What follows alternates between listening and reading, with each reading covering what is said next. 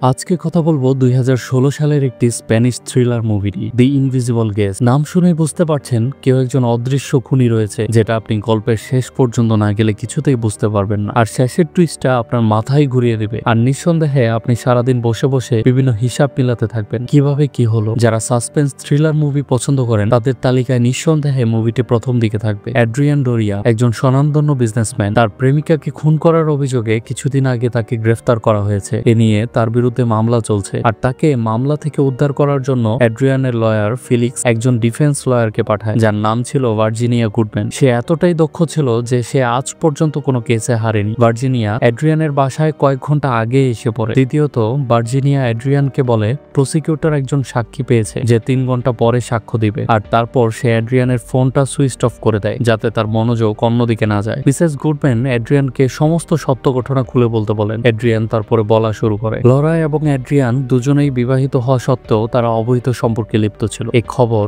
কেউ একজন জেনে যায় এবং তাদের ব্ল্যাকমেল করা শুরু করে। ব্ল্যাকমেলার তাদেরকে টাকা নিয়ে একটি হোটেলে আসতে বলে। পরে তারা দুজনে হোটেলে যায় টাকা নিয়ে। অ্যাড্রিয়ান রুমে থাকা অবস্থায় কেউ তাকে পেছন থেকে কাচের উপর ধাক্কা দিয়ে ফেলে দেয়, আর অ্যাড্রিয়ানও অজ্ঞান হয়ে পড়ে। জ্ঞান ফিরে সে দেখতে পায় লরা মৃত অবস্থায় পড়ে আছে আর তার চারপাশে টাকা ছড়ানো। ঠিক তখনই পুলিশ চলে আসে আর অ্যাড্রিয়ানকে দোষী ভেবে অ্যারেস্ট করে, কারণ সব দরজা জানালা ভিতর থেকে লক করা ছিল। সো অন্য কেউ ভেতরে ঢুকতে পারার কোনো সুযোগ নেই। অ্যাড্রিয়ানের স্ত্রী ও সন্তানও চলে যায় এসব ঘটনা শুনে, কিন্তু মিসেস গুডম্যান এই সবকিছু কোর্টে প্রমাণ করতে পারবে না। তাই সে অ্যাড্রিয়ানকে আসল সত্য ঘটনা খুলে বলতে বলে। তখন অ্যাড্রিয়ান ফ্ল্যাশব্যাকে কাহিনী বলা শুরু করে। অ্যাড্রিয়ান তার ওয়াইফকে প্যারিসের মিথ্যা বিজনেস ট্রিপের কথা বলে গার্লফ্রেন্ড লরার সাথে স্পেনে টাইম স্পেন্ড করে। তারপর ব্যাক করার সময় সে লরাকে এই সম্পর্কের ইতি টানতে বলে, কিন্তু লরা কিছুতেই মানছিল না। অন্যদিকে হঠাৎ করে গাড়ির সামনে একটি হরিণ চলে আসে। এতে তাদের গাড়িটি নিয়ন্ত্রণ হারিয়ে অন্য একটি গাড়ির সাথে অ্যাক্সিডেন্ট করে আর তাদের গাড়িটি খারাপ হয়ে যায়। তারা দুর্ঘটনা থেকে বেঁচে গেলেও অপর গাড়িতে থাকা ড্যানিয়েল স্পটেই মারা যায়। ওই সময় সেখানে একজন লোক চলে আসে, কিন্তু লরা আর অ্যাড্রিয়ানের গাড়ি একটি অপরটির সাথে ধাক্কা লেগেছে এরকম একটি নাটক করে তারা। পরে ওই লোকটি তাদের সাহায্য করতে চায়, কিন্তু লরা বলে তাদের কোনো সাহায্য লাগবে না। তারপর লোকটি সেখান থেকে চলে যায়। লোকটি থাকা অবস্থায় মৃত ছেলেটির ফোনে একটি ফোন আসে, কিন্তু লরা ফোনটি নিজের পকেটে ঢুকিয়ে নেয়। এরপর লরা একটি প্ল্যান করে। সে অ্যাড্রিয়ানকে বলে গাড়িটি কোনো নির্জন স্থানে ফেলে দিয়ে আসতে, আর এই ফাঁকে সে কারো সাহায্য নিয়ে গাড়িটি ঠিক করিয়ে নেবে। অ্যাড্রিয়ান পুলিশকে সবকিছু জানাতে চাইলে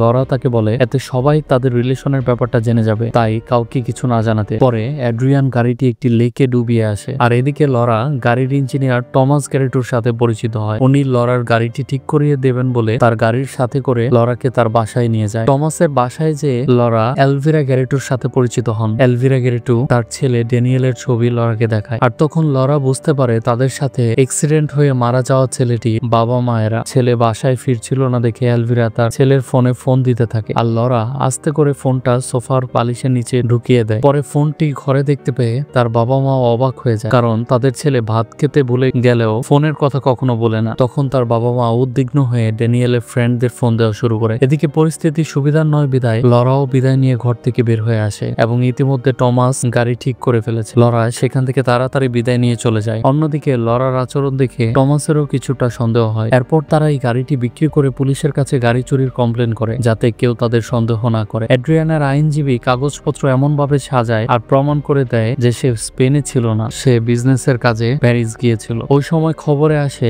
নিখোঁজ ড্যানিয়েল ব্যাংক থেকে টাকা চুরি করে পালিয়েছে। এই খবর শুনে অ্যাড্রিয়ান লরাকে একটি পাবলিক ফোন বুথ থেকে ফোন করে। লরা তাকে বলে সে ড্যানিয়েলের মানিব্যাগও চুরি করেছিল, আর সে তার হাজবেন্ডের অ্যাকাউন্ট হ্যাক করে ড্যানিয়েলের নামে একটি চুরির ঘটনা সাজায়, যাতে মানুষ ভাবে ড্যানিয়েল চুরি করে আত্মগোপন করেছে। এরপরে দেখানো হয় Adrian business of the year হয়ে যায়, আর সেই সেলিব্রিটি পার্টিতে টমাস রিপোর্টার সেজে তার সাথে দেখা করতে আসে। টমাস অ্যাড্রিয়ানের লাইটার দেখে বলে আমি ওই দিন লরার গাড়িতেও একই রকম লাইটার দেখিয়েছিলাম। সে অ্যাড্রিয়ানকে অনেক অনুরোধ করে তার সন্তানের লাশটি কোথায় আছে তা বলে দিতে, যাতে তার শেষকৃত্য ঠিকভাবে করতে পারে, কিন্তু সে সিকিউরিটি গার্ড দিয়ে তাকে সেখান থেকে বের করে দেয়। কিছুদিন পরে একটি পার্সেল আসে তাদের কাছে, তার উপরে মৃত ছেলে ড্যানিয়েলের নাম লেখা ছিল, আর ভিতরে একটি লেকের ছবি অ্যাটাচ করা ছিল। সে ব্ল্যাকমেলার $1,00,000 সাথে লরাকে নিয়ে ওই হোটেলে আসতে বলে অ্যাড্রিয়ানকে। তারা ভাবতে থাকে এই ব্ল্যাকমেলার সেই লোকটি যে গাড়ি অ্যাক্সিডেন্ট হওয়ার পর তাদেরকে দেখে ফেলেছিল, এবং সম্ভবত সেই গাড়ির নিচে রক্তও দেখেছিল, আর গাড়িটি কোথায় ডুবিয়েছিল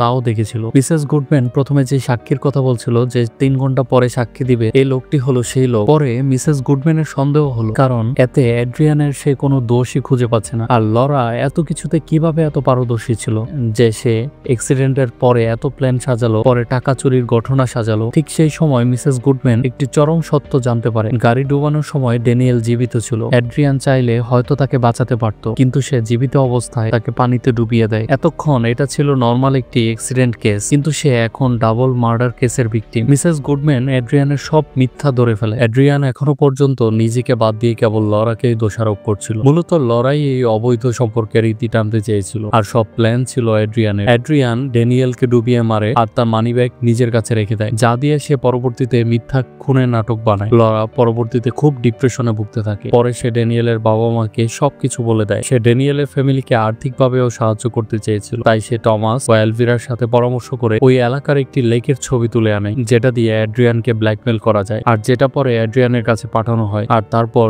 অ্যাড্রিয়ান এটাকে আসল লেকের ছবি মনে করে ব্ল্যাকমেলারের কথা অনুযায়ী টাকা নিয়ে ওই হোটেলে যায়। সেখানে যাওয়ার পর লরা সব সত্য খুলে বলে। মূলত ওই হোটেলে কাজ করতো এলভিরা, অর্থাৎ ড্যানিয়েলের মা। লরা অ্যাড্রিয়ানকে সব সত্য ড্যানিয়েলের বাবা মাকে খুলে বলতে বলে এবং তাদের সন্তানের লাশ কোথায় আছে সেটাও জানিয়ে দিতে বলে। এসব শুনে অ্যাড্রিয়ান রেগে যায়, কারণ সে একজন বড় বিজনেসম্যান ছিল, আর তার নামে পুলিশ কেস হলে তার সম্মান নষ্ট হয়ে যাবে। লরার উপর রেগে গিয়ে সে লরাকে হত্যা করে বসে। পরে পালানোর উপায় না পেয়ে সে নিজেকে নিজে আঘাত করে অজ্ঞান করে ফেলে, যেন পুলিশ মনে করে কেউ লরাকে হত্যা করেছে এবং তাকেও হত্যার চেষ্টা করেছে। কিন্তু সেই হোটেলের সব জানালা দরজা ভেতর থেকে লক থাকায় সে নিজেই ফেসে যায়, আর পুলিশও তাকে প্রাইম সাসপেক্ট মনে করে গ্রেফতার করে নিয়ে যায়। অ্যাড্রিয়ান এতক্ষণে সবকিছু মিসেস গুডম্যানের সামনে স্বীকার যায়। তখন মিসেস গুডম্যান তাকে আরো একটি কাহিনী বানাতে বলে। মিসেস গুডম্যান বলে, আমরা এই কেসে লরা এবং ড্যানিয়েলের বাবা মাকে ফাঁসিয়ে দেব। যেহেতু অ্যাড্রিয়ান আগেই বিভিন্ন কাগজপত্র সাজিয়ে প্রমাণ করেছে যে সে প্যারিসে ছিল, তার মানে লরা একাই সবকিছু করেছে। আর লরা বুঝতে পারে সে ধরা পড়ে যাবে, তাই সে ড্যানিয়েলের বাবা মার কাছে আগেই সবকিছু স্বীকার যায় এবং তোমাকেও ফাঁসায়। আর ড্যানিয়েলের ফ্যামিলির সাথে হাত মিলিয়ে তোমার কাছ থেকে টাকা হাতিয়ে নিতে চেয়েছিল। আর হোটেলে আসার পর টমাস তার ছেলের প্রতিশোধ নিতে তোমাকে আঘাত করে অজ্ঞান করে ফেলে, কিন্তু অজ্ঞান হয়ে যাওয়ার আগেই তুমি টমাসকে দেখে নিয়েছিলে। আর পরে টমাস লরাকে হত্যা করে আর ভেতর থেকে জানালা দরজা সবকিছু আটকে দেয়। আমরা এমন একটা গল্প কোর্টকে শোনাবো, কিন্তু এর আগে ড্যানিয়েলের বডির লোকেশন আমাকে বলো, কারণ সেখানে তোমার ফিঙ্গারপ্রিন্ট লেগে আছে, তা নষ্ট করতে হবে। আর হ্যাঁ, তোমার বিরুদ্ধে কোনো সাক্ষী আসেনি, আমি মিথ্যা বলেছিলাম, কারণ তা না হলে তোমার কাছ থেকে সত্যিটা বের করা যেত না। সে মিসেস গুডম্যানের বুদ্ধিমত্তা ইমপ্রেস হয়ে যায় আর সে লাশের লোকেশন বলে দেয়। এরপর অ্যাড্রিয়ানের ল্যান্ডলাইনে ফিলিক্সের ভয়েস মেসেজ আসে, অ্যাড্রিয়ান তোমার ফোন বন্ধ পাচ্ছি, তাই তোমার ল্যান্ডলাইনে ফোন দিয়েছি, জলদি ফোন খোলো, ইটস আর্জেন্ট। মিসেস গুডম্যান বলে, তুমি ফেলিক্সের সাথে কথা বলো, আমি 10 মিনিটের ব্রেক নিয়ে আবার শুরু করব। এটা বলে মিসেস গুডম্যান সেখান থেকে চলে যায়। এরপর অ্যাড্রিয়ান যখন মিসেস গুডম্যানের সাথে তার অভিজ্ঞতা ফিলিক্সের সাথে শেয়ার করছিল, তখন তার পকেটে থাকা কলমটি ফেটে যায়, আর সেটা খুলতেই অ্যাড্রিয়ান দেখতে পায়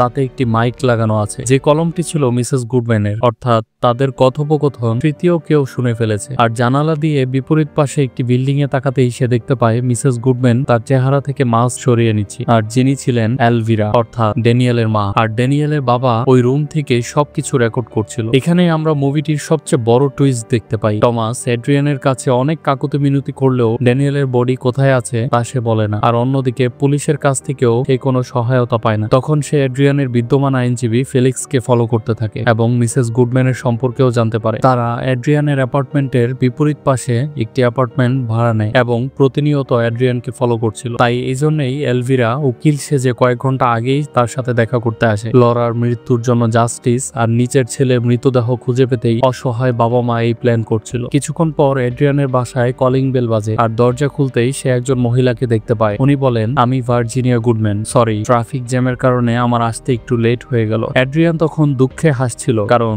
ততক্ষণে তার সবকিছু শেষ হয়ে গেছে। এরপর টমাস পুলিশকে ফোন করে এবং এতদিনের প্রেমিকার খুনের আসামি এখন ডাবল মার্ডার কেসের আসামি। আর এখানেই মুভির সমাপ্তি হয়। তো কেমন লাগলো মুভিটি জানাতে পারেন কমেন্টে, আর এমন ভালো কিছু মুভি দেখতে চাইলে চ্যানেলটি সাবস্ক্রাইব করে পাশে থাকুন। ধন্যবাদ।